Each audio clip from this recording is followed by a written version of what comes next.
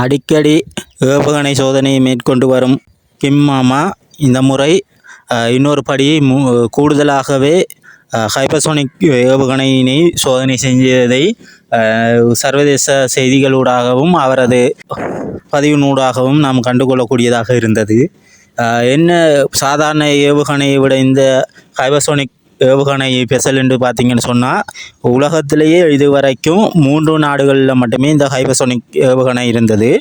அந்த 3 நாடுகளும் எந்தெந்த நாடும் என்று பார்த்தா, அமெரிக்கா, ரஷ்யா, சீனா போன்ற வல்லமை பொருந்திய நாடுகளிலே காணப்பட்டது. இப்போ 4வது இந்த 2026ஆம் ஆண்டில் தங்களிடமும் குறித்த ஏவுகணை இருக்கு என்று சொல்லி கிம் ஜாங் உன் உலகத்துக்கு தெரியப்படுத்தியிருக்கிறார்.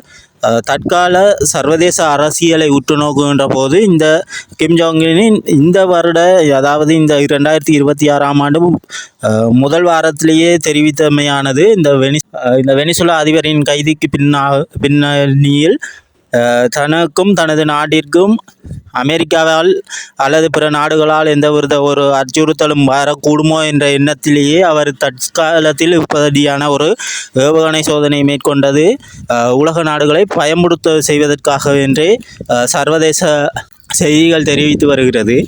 கிம் ஜாங் உன்னை பற்றி நாம் சொல்ல வேண்டியது ஒன்றும் இல்லை, ஏற்கனவே எல்லாருக்கும் தெரிந்தது. தற்காலத்திலும் சர்வாதிகார ஒரு அரசியலினை மேற்கொண்டு வரும் கிம் ஜாங் உன் வெளிப்படையாகவே எங்களிடம் குறித்த சைபர்சோனிக் ஏவுகணை இருக்குது என்று சொல்லி உலக நாடுகளுக்கு தெரியப்படுத்தியிருக்கிறார்கள். இந்த சைபர்சோனிக் ஏவுகணை என்பது சாதாரண ஏவுகணையை ஒரு ரேடார் மூலமாக கணித்து அதனை செயலிழக்க வைக்கக்கூடிய அளவுக்கு அதன் வேகம் காணப்படும். ஆனால் இந்த ஹைப்பர்சோனிக் ஏவுகணையானது ஒளியின் வேகத்தை விட வேகமாக பயணிக்கக்கூடியது. அதாவது ஒளியின் வேகமானது ஒரு மணித்தியாலத்துக்கு 1250 கிலோமீட்டர் வேகத்தில் பயணிக்குமாக இருந்தால், இது அதன் 5 மடங்கான 6000 தொடக்கம் 20,000 வரை பயணிக்கும் என்று கணிப்பிடப்பட்டிருக்கிறது.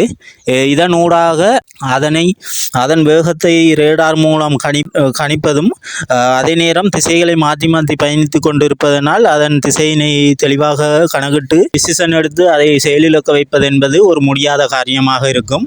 அது மட்டுமல்லாது இந்த ஹைப்பர்சோனிக் ஏவுகணையினூடாக அணு ஆயுதங்களையும் கொண்டு செல்லக்கூடியதாக இருக்கும். இந்த ஹைப்பர்சோனிக் ஏவுகணையானது 1000 கிலோமீட்டர் தூரத்தினைக்கும் சென்று தாக்கக்கூடிய ஒரு வல்லமை பொருந்திய ஒரு ஏவுகணையாகவே காணப்படுகிறது.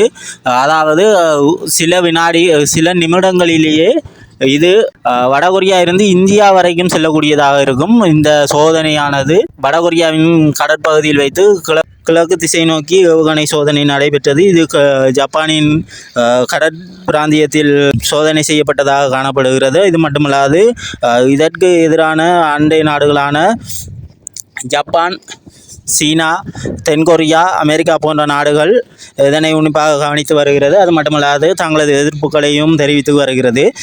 தற்காலத்தில் யுஎனின் அந்த அணு ஆயுத சோதனை தடைப்பட்ட காலத்திலும் துணிச்சலாக செய்து இருப்பதாவது அமெரிக்காவுக்கே வெளிப்படையாக எச்சரிக்கும் வண்ணமாக இருப்பதாக நான் கருதுகிறேன். மவனே, நீ என்ன தொட்ட கெட்டன்ற மாதிரி அமெரிக்காவை கிம் ஜாங் உன் வெளிப்படையாகவே எதிர்த்திருக்கிறார். ஒவ்வொரு நாடுகளின் செயற்பாடுகளினூடாக பார்க்கின்ற போது 3ஆம் உலகப் போருக்கான வழிவகுக்குமோ என்ற அச்சத்தினை ஏற்படுத்தக்கூடியதனை தற்கால ஒரு ஜியோபொலிட்டிக்கல் மூலமாக காணக்கூடியதாக இருக்கிறது.